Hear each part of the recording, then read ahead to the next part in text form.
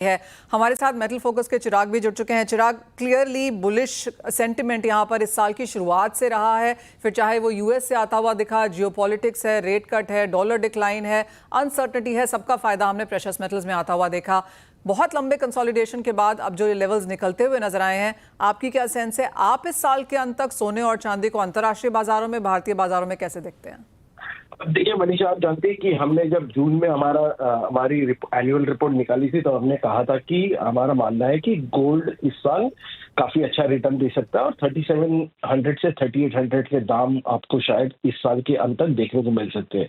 अभी भी हमारा व्यू बरकरार है। हालांकि आज की जो तेजी है मैं कहूंगा वो शायद बहुत ज्यादा उसके ऊपर रीड नहीं करना चाहिए, क्योंकि एक तो यूएस मार्केट बंद है और एशियन ट्रेडिंग में ये आपको थोड़ी बहुत तेजी दिखाई दे रही है। बट ओवरऑल फंडामेंटल्स, जैसे काफी सारी चीजें कुणाल ने तो बात की, ओवरऑल फंडामेंटल्स गोल्ड के यहाँ पे अभी भी पॉजिटिव है और यहाँ से आपको शायद, और मैं कहूँगा 10 से 15% भी अगर गोल्ड के दाम अगले 12 महीने में बढ़ते हुए दिखाई दे तो सरप्राइजिंग नहीं होंगे।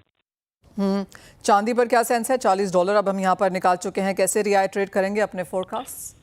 देखिए, हमारा $45 का फोरकास्ट है चांदी पर। एक 12 मंथ व्यू है।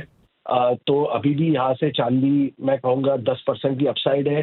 हालांकि चांदी में देखिए एक दो इंटरेस्टिंग चीजें जो है कि जो न्यू एज यूसेजेस चांदी में जो आते जा रहे हैं, स्पेशली ईज है, सोलार है, फोटोवोल्टेक है, और न्यू एनर्जी के जितने भी सोर्सेज हैं उसकी वजह से चांदी की डिमांड यहाँ पे स्ट्रांग रहेगी।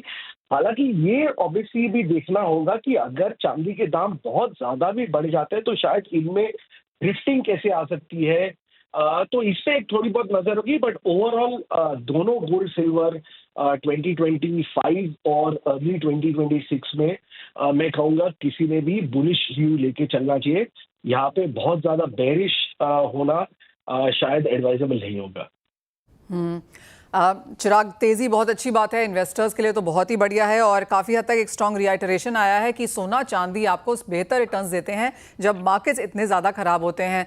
लेकिन इंडियंस की जब खरीदारी की बात आती है और हम फेस्टिवल सीजन के बीच में हैं, काफ़ी सारी होप्स हैं यहाँ पर इंडस्ट्री को इस सीज़न से। फर्स्ट हाफ बहुत स्ट्रॉन्ग नहीं था, सेकेंड हाफ में अब प्राइसेस इतना ज़्यादा बढ़ने की वजह से क्या इनिशियल फीडबैक है?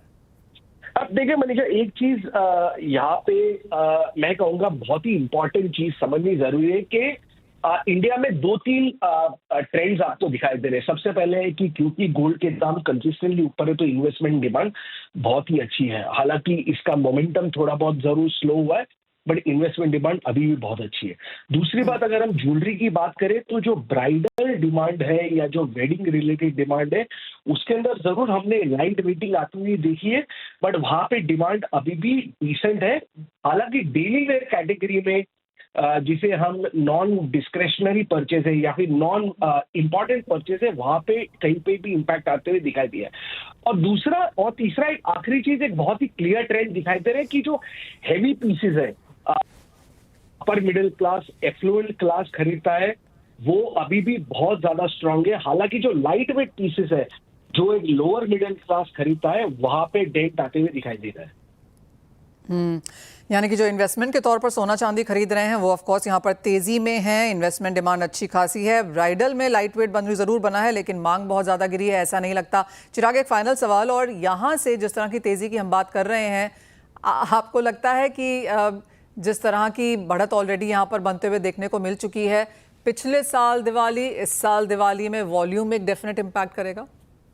जी हाँ, बिल्कुल। आई थिंक मेरा मानना है कि शायद यहाँ पे आपको 10 से 15% की मिनिमम एक ड्रॉप देखने को मिल सकता है ज्वेलरी परचेजेस में, प्योरली बिकॉज जिस हिसाब से इंडियन मार्केट में दाम बढ़े, यहाँ पे रुपये भी डिप्रिशिएट हुआ है और आपको इंटरनेशनल मार्केट में भी डॉलर के दाम बढ़ते हैं, तो इंडियन कंज्यूमर्स के लिए तो ये डबल वैल्यू रहा है।